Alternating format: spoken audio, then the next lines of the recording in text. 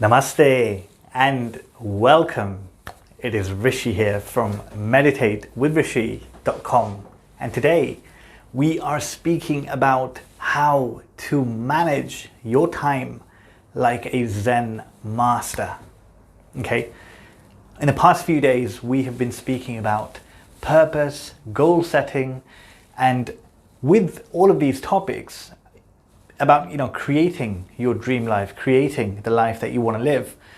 Unless you are at the level of enlightened yogi,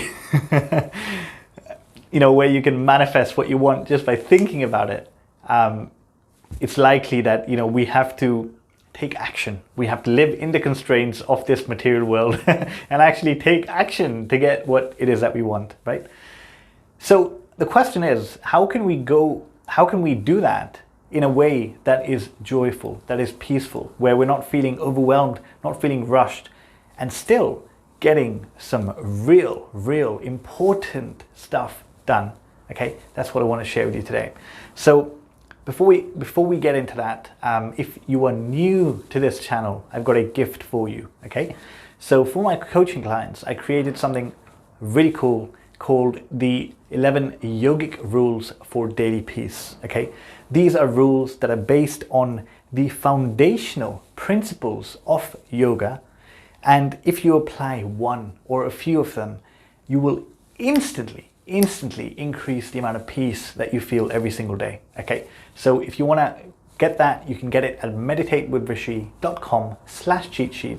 I will link it in the description box below. Okay, all right, so how do you manage your time like a Zen master? How do you go about your day without feeling overwhelmed? Okay, so I want to share with you three really simple steps. Let's begin.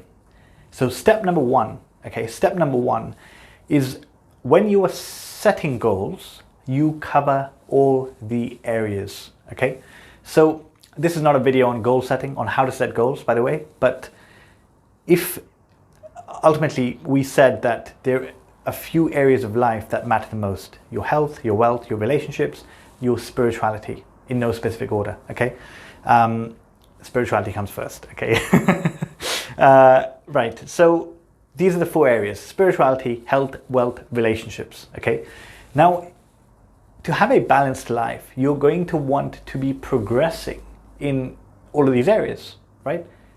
Or at least be content in these areas, that you're making some good progress. So what you want to do is, you want to have, in each area, you want to have a goal for yourself. It's good to be working towards something, so that you know that you are progressing. That's what life is, an expansion. So you want to have goals in all of these areas, and for every goal you want to have specific action steps. Okay, and this is where you don't confuse the two. A goal and an action step are completely different. Okay, so let's say, for example, you have a goal for your spirituality, that you just want to start a spiritual practice. Okay, you feel like you're disconnected, you've been ignoring for too long. Now you want to connect to what's within and you want to start. Okay, so this is your goal: start a spiritual practice. Okay, that's the goal. What is the action step? The action step is, what will you actually do to start? So it could be something as simple as, I will sit down and meditate for 20 minutes every day. Okay, so this is my action step. So my goal is to start a spiritual practice. My action step is that every day I will sit down at this time and practice meditation.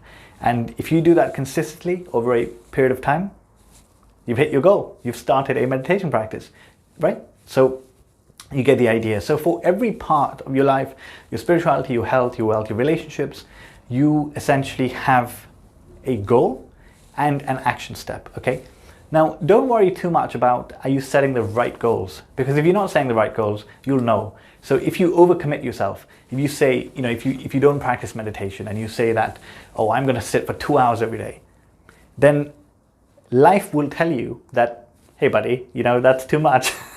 Because you won't be able to do it. Okay, then you calibrate downward. Or if you set a goal that's too low, you can calibrate upward. You can always calibrate along the way.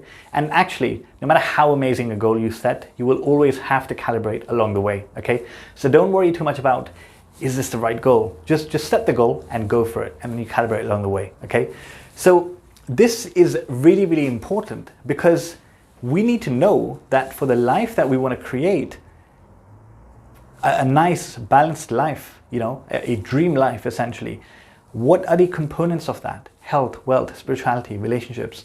And how do I know I'm you know, doing well in these areas? Like, I should have some goals, right?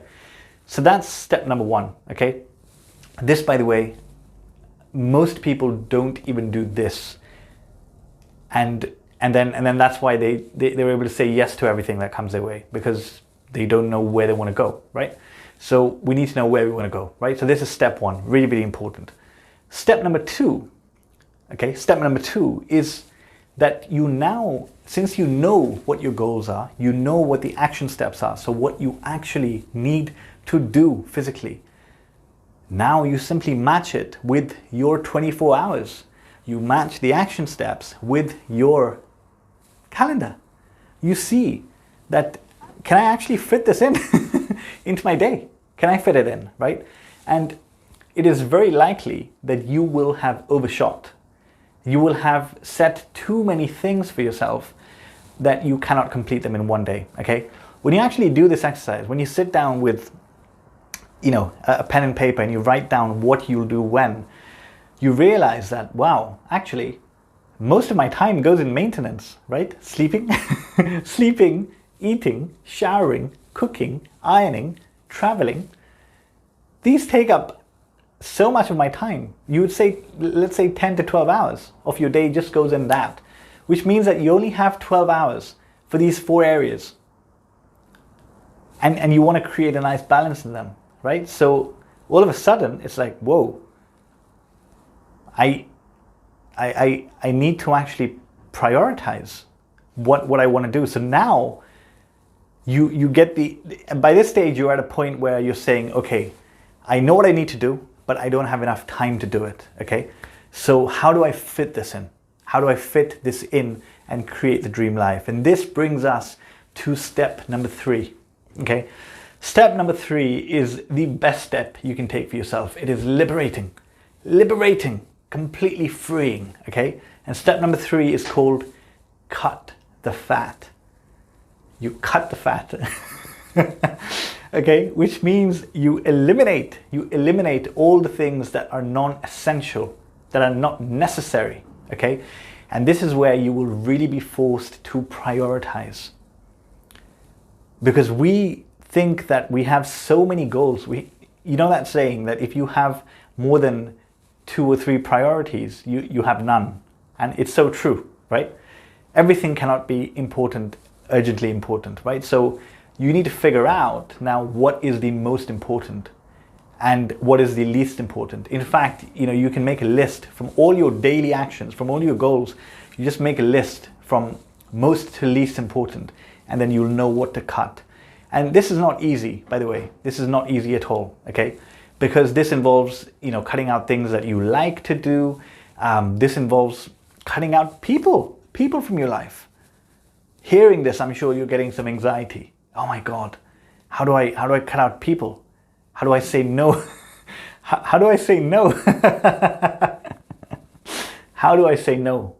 Like, I don't want people to think I'm some snobbish person that doesn't have time for them. I want people to like me, right?